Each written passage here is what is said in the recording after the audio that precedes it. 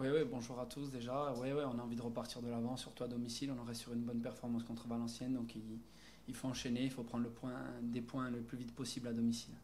Pour vous, qu'est-ce qu'il faudra pour aller chercher cette équipe de Troyes qui est sur un bon début de championnat, qui descend de Ligue 1 en plus et qui a un effectif assez intéressant? Ouais, c'est une équipe joueuse, on l'a vu, on a travaillé à la vidéo, on l'a vu. C'est une équipe joueuse, c'est une équipe qui descend de Ligue 1 avec beaucoup de jeunes joueurs. Donc à nous de mettre beaucoup d'impact, à nous d'appliquer les consignes que demande le coach et ce qui nous a fait travailler toute la semaine pour réussir à prendre les 3 points. Il y a beaucoup de monde dans ce début de saison à Foriagne, record d'affluence la dernière fois, encore beaucoup de monde attendu demain. Quand on est corse, qu'on est sur le terrain, qu'est-ce que ça apporte en plus?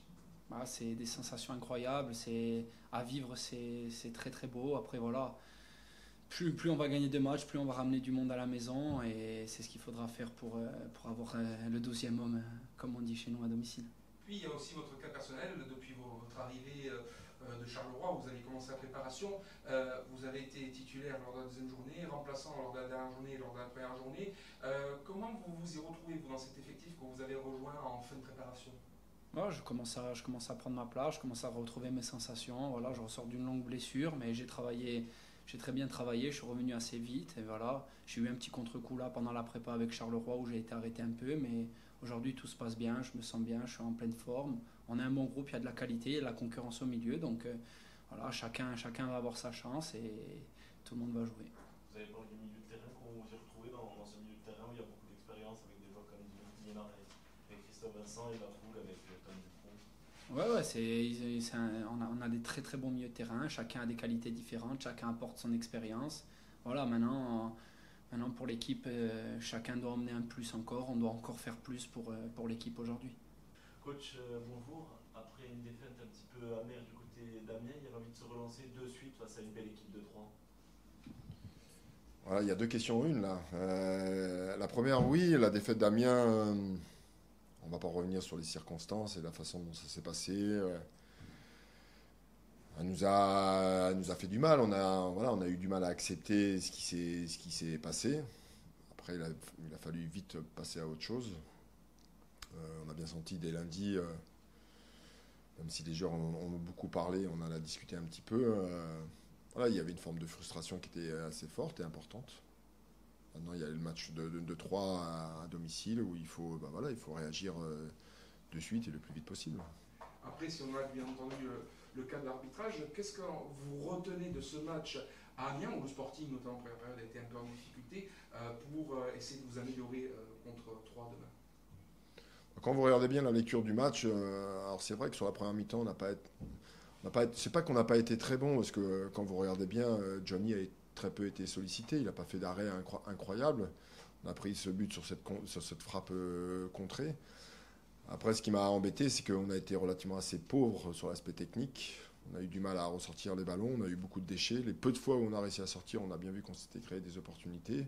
On avait réussi à faire le décalage. Puis la deuxième mi-temps, il y a eu des choses intéressantes en dehors de cette entame de deuxième mi-temps où on prend un but sur corner, ce coup de pied arrêté, des choses qui avaient été dites à la mi-temps. Puis on a fait une dernière demi-heure au moins jusqu'à l'incident de ce penalty, la décision de l'arbitre, où on prenait le dessus sur l'adversaire. On sentait bien qu'on était bien, on était mieux. Même physiquement, on sentait que Amiens piochait. Et voilà, donc après il s'est passé ce qui s'est passé, on ne va pas y revenir.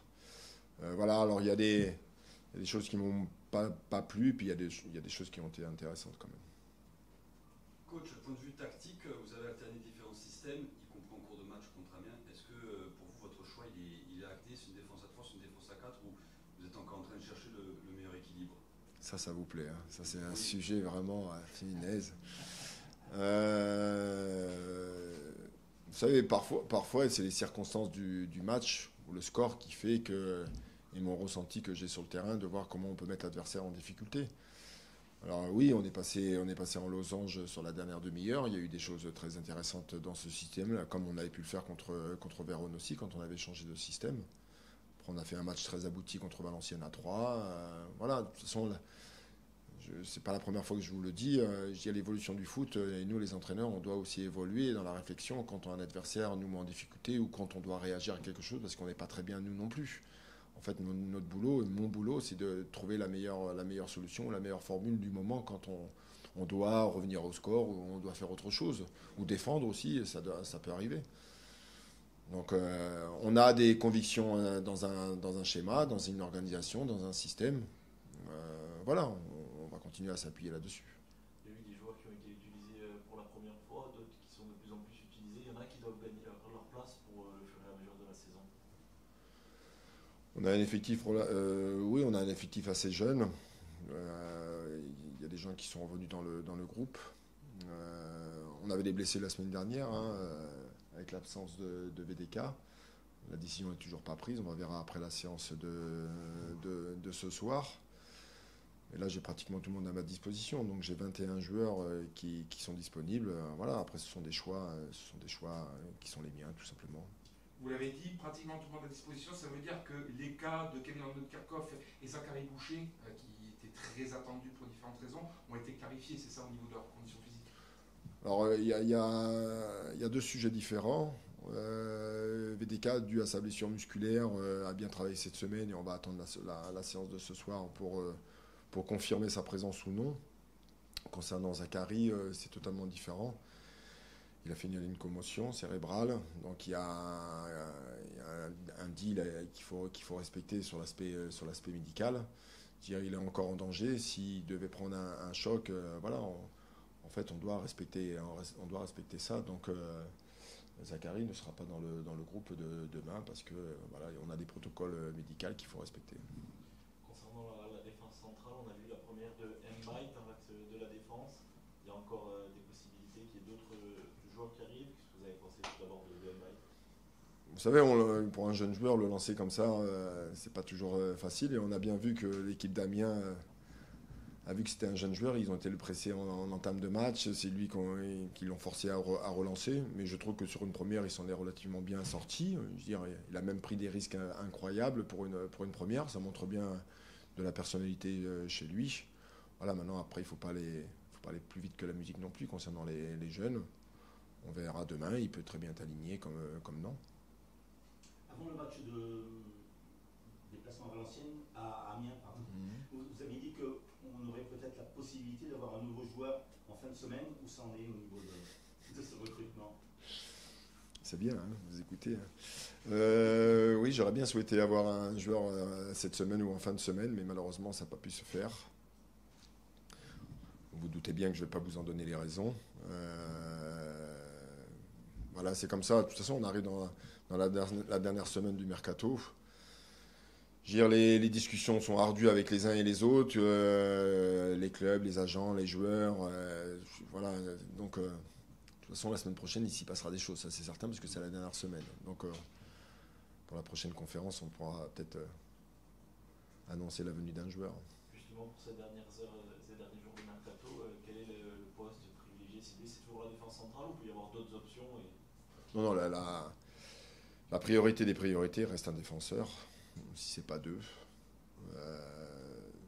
Parce que je dirais, on s'en sort pas trop mal aujourd'hui, mais sur la durée et dans le temps, je pense qu'on peut être mis en difficulté. Donc oui, l'urgence aujourd'hui, c'est un défenseur. De toute façon, c'est pas compliqué à deviner non plus. Est-ce qu'aujourd'hui un prêt, ça peut être une solution pour le Sporting? Là, on est ouvert à toute solution.